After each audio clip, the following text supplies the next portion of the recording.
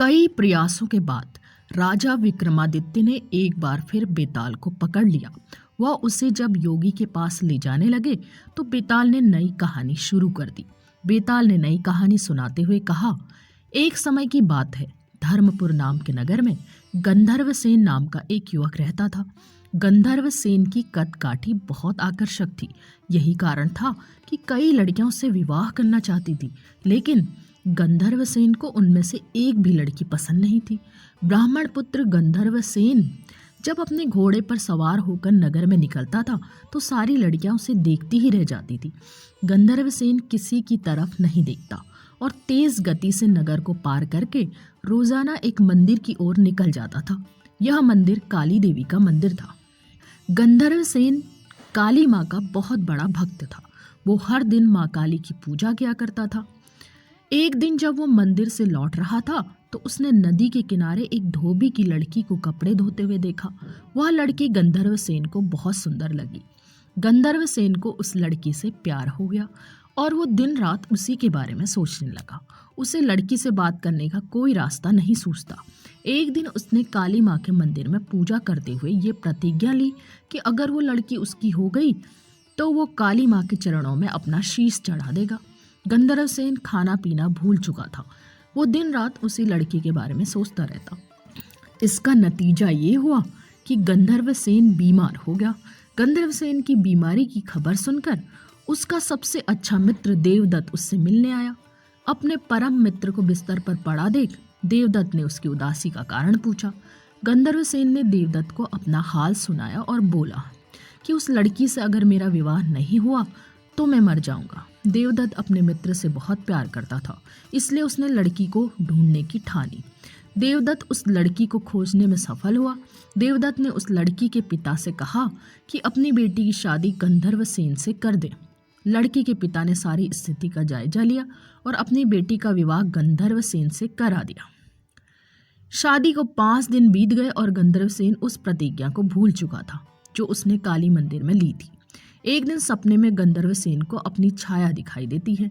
उसकी छाया उसे वो प्रतिज्ञा याद दिलाती है और कहती है, अगर तुम ये प्रतिज्ञा पूरी नहीं करोगे तो स्वार्थी कहे जाओगे। अगले दिन गंधर्व सेन को अपनी गलती का एहसास होता है और वो काली मंदिर में अपनी बलि देने के लिए तैयार हो जाता है। वो अपने मित्र देवदत्त को बुलाता है और उससे कहता है कि मैं, तुम और तुम्हारी भाभी मंदिर चलते हैं। मैं मंदिर में अंदर पूजा करूंगा और तुम बाहर अपनी भाभी का ख्याल रखना। देवदत्त मंदिर चलने को तैयार हो जाता है। दोनों दोस्त उस लड़की के साथ मंदिर पहुंचते हैं। गंधर्व सेन मंदिर के अंदर अपनी प्रतिज्ञा पूरी करने के लिए चला जाता है।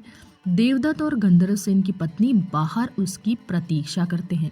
बहुत समय तक जब गंधर्व सेन बाहर नहीं आता तो देवदत्त मंदिर के अंदर चला जाता है। देवदत्त अंदर जाकर देखता है कि गंधर्व सेन ने अपनी तलवार से अपना सिर काटकर काली माँ को बलि चढ़ा दिया। यह देखकर देवदत्त घबरा जाता है। देवदत्त सोचता है कि कोई भी व्यक्ति यह यकीन नहीं करेगा कि गंधर्व सेन ने अपनी हत्या खुद की है। सब ये सोचेंगे कि देवदत्त ने अपने मित्र को मारा है ताकि वो उसकी पत्नी से विवाह कर सके। इस आरोप से बचने के लिए देवदत्त ने गंधर्व सेन की तलवार से अपना सिर भी काट लिया। थोड़े समय बाद गंधर्व सेन की पत्नी अपने पति और उसके मित्र देवदत्त को खोजने मंदिर आई। वहां दोनों मित्रों की लाश देखकर वो डर गई। उसने सोचा कि लोग उन दोनों की हत्या का आरोप मेरे ऊपर लगाएंगे। इस लांछन से अच्छा है कि मैं भी मर जाऊं। जैसे ही उस लड़की ने अपना सिर काटने के लिए तलवार उठाई, वैसे ही माँ काली प्रकट हुई। माँ काली ने कहा, पुत्री, मैं तुमसे प्रसन्न हूँ, बोलो क्या वरदान मांगती हो। लड़की ने कहा, आप इन दोनों को जीवित कर दीजिए। काली माँ बोली, तुम इन दोनों का सिर उनके धड़ों पर रखोगी तो ये जीवित हो जाएंगे। लड़की ने ऐसा ही किया, लेकिन उससे सिर रखने में गलती हो गई। उसने गंधर्व सेन का सिर देवदत्त और देवदत्त का सिर गंधर्व सेन के धड़ पर लगा दिया। दोनों मित्र जीवित हो गए। उस लड़की के लिए लड़ने लगे। इतनी कहानी सुनाकर बेताल ने विक्रमादित्य से कहा, राजन, अब तुम ही बताओ कि उस लड़की का पति कौन है। विक्रमादित्य को जवाब मालूम था। अगर वो चुप रहते तो बेताल उनका सिर धड़ से अलग कर देता। इसलिए विक्रमादित्य बोले, व्यक्ति की पहचान उसके चेहरे से होती है, इसलिए देवदत्त उस लड़की का पति होगा, क्योंकि उसकी धड़ पर गंधर्व सेन का मस्तिष्क वाला हिस्सा लगा है। बेताल ने कहा, इस बार भी तुमने सही जवाब दिया है, इसलिए मुझे फिर से उड़ जाना पड़ेगा। इतना बोलकर बेताल फिर से घने जंगल की ओर उड़ गया। राजा विक्रमादित्य फिर से बेताल को ढूंढने के लिए उसके पीछे चल दिए।